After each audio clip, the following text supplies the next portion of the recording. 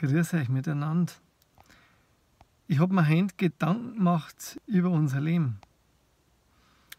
Und es heißt ja oft, wir sind zwar in der Realität, aber doch nicht so ganz, weil es so viele Realitäten gibt über uns, die wo vielleicht noch viel weiter waren, viel entwickelter.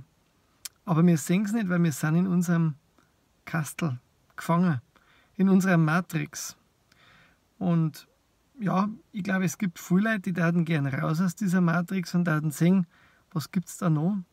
Und es gibt viele andere, die sind da richtig gern, die fühlen sich wohl, die haben sich da eingenistet, wie in so einem Geburtskokon, sind da drin und ja, es ist halt auch bequem, gell? Und für die Leute ist der folgende Text: Meine Matrix. Meine Matrix ist eine Flasche Bier, in die ich ständig einstier.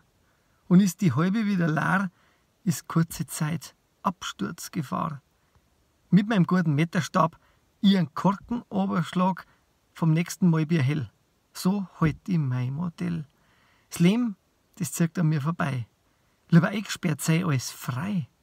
So müsste ich ja denken. Lieber lasse ich mich schon hängen. Ich bohr tief in meine Nosen und leb in meiner Blasen. Zirk die nächste halbe rein. Sonst bricht mir meine Welt in zwei. Pfiat euch und schaut einmal auf wolfgang-hofer.de, wenn ihr meine Bücher kaufen wollt oder andere Texte lesen.